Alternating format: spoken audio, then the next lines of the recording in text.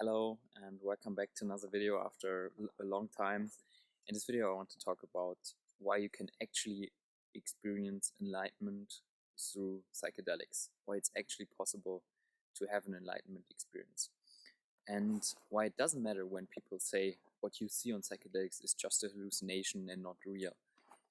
And first of all, let's define what do I mean by enlightenment. For the purpose of this video, by enlightenment, I mean the realization that you are not an individual human being, but that you are actually consciousness itself. And not just consciousness created by this biological being, the human body, as it's understood in the materialistic sense, but consciousness as the underlying structure of all of reality, as a unifying field of consciousness that's not divided into me and not me and others and myself. And so, in my experience, psychedelics have a very, very profound effect on how you perceive reality. And your personal story and what you experience moment to moment gets so distorted, gets so altered in a way that you have never seen before if you haven't taken psychedelics, that you are actually forgetting that you are a human being. I experienced that I totally forgot who I was, that I was born at one point, that I had memories, all of that was gone, and my immediate moment-to-moment experience was just a kaleidoscopic blend of all of the senses and something that cannot even be put into words, and it was shocking at the moment. It was very chaotic. But why does such an experience, even if you say it's just hallucinations in the brain, and you may be right in that, and it doesn't matter. And why doesn't it matter? Because in that moment, whatever you experience becomes so drastically different. It becomes so twisted that consciousness just realizes, oh, wait a moment, that's not me. I have been confusing myself with this story all of the time, but now that the story has taken on such a crazy twist that I couldn't foresee, it kind of clicks and you just separate from all of that. All of that is just going on, and you see your ego struggling, you see yourself trying to get back to putting its reality and its structure back on top of reality and try to make sense of it. But during that experience, you can actually step into a place that's very, very blissful, where you just are consciousness itself. And so psychedelics have or give you the opportunity to kind of step out of the movie. And that's also a good analogy, I find. Everybody has experienced this. When you are watching a movie and after a certain time, something very dramatic happens. And actually you feel the emotions, maybe you start to cry. And so your personal human-based consciousness has just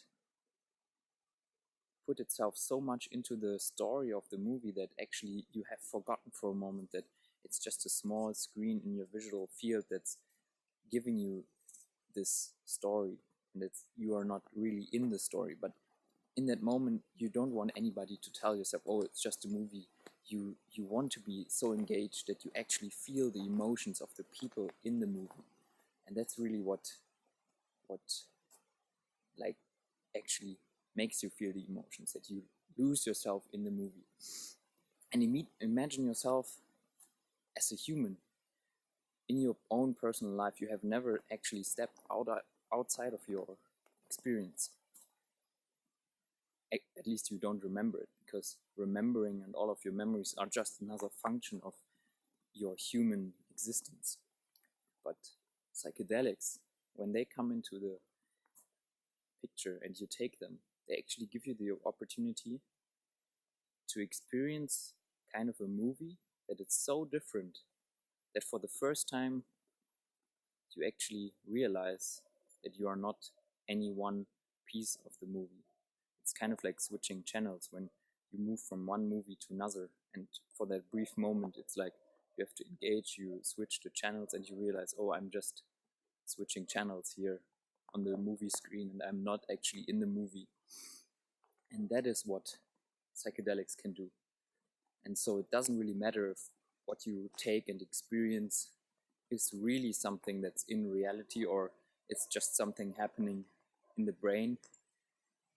And all of these things you see, they are kind of secondary. They can also give you nice, deep insights, and you can on these various psychedelics have profound insights into the structure of reality, into the structure of your human ego. You can think through your own problems so deeply that you may get solutions for certain individual, very specific problems. But that's not the deepest realization you can have on psychedelics.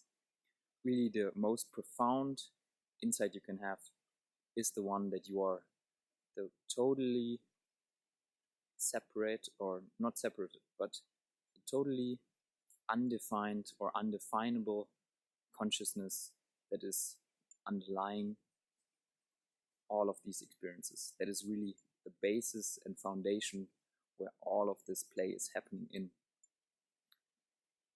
And actually, to be that conscious, you have to be totally undefinable. Because if any one definition would really stick to that consciousness, so to speak, it couldn't reflect that definition. It couldn't reflect that property. It really means that in order to not be harmed by anything, in order to be able to reflect everything without distorting it, it has to be totally empty, clear, and have no properties whatsoever.